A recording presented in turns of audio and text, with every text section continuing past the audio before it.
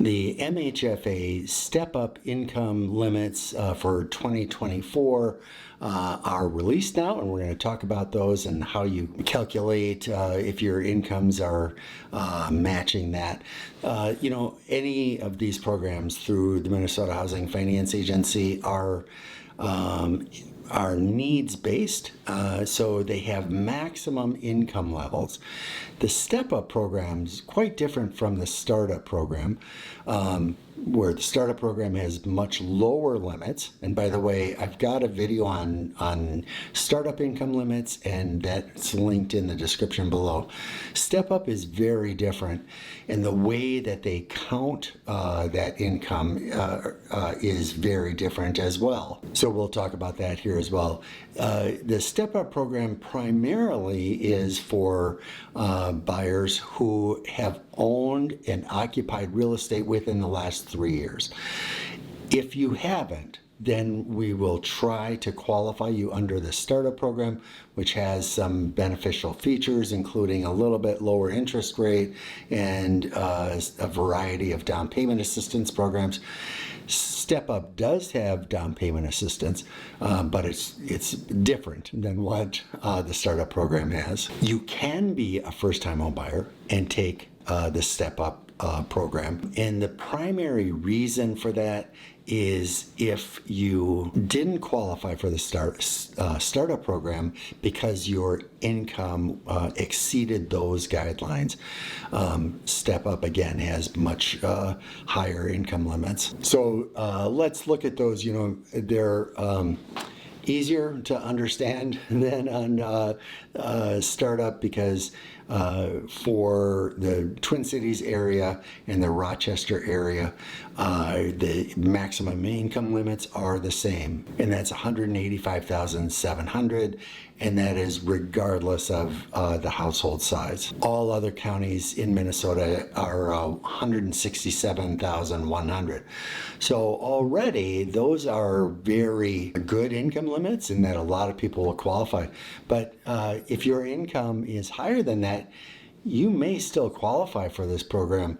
And I'll use an exaggerated example here. If one borrower has income of $185,000 and the other borrower has income of $300,000, if we don't count that income, if you qualify on the $185,700, we don't have to count that other income, even if they are a borrower on the loan. So you can earn $500,000 in real life, but if one of you has income underneath that $185,000, then you could still end up qualifying, or you would qualify based on the maximum income limits anyways for Step Up. Or in another exaggerated example, you earn $170,000 on your own and you get annual bonuses of $200,000 a year. If you qualify on that base that is underneath the maximum income limit, now you qualify. So Step Up really counts for almost everybody in Minnesota.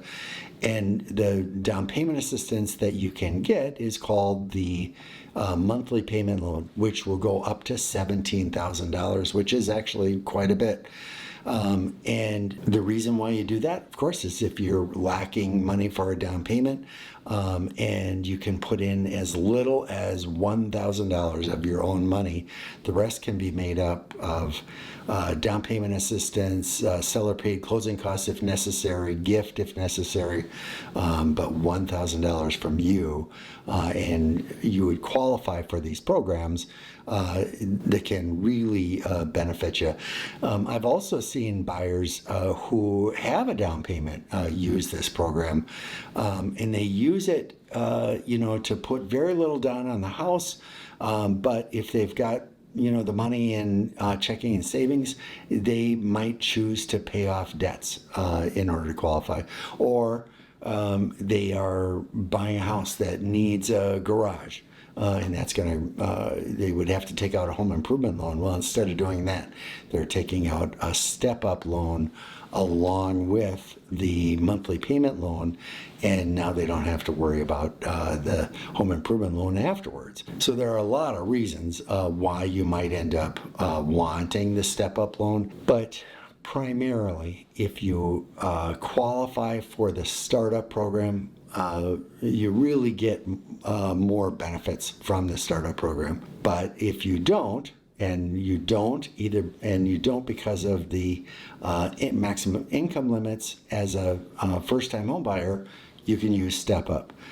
If you have previously owned real estate in the last 36 months and want to use an MHFA program, that's what the Step Up program is for.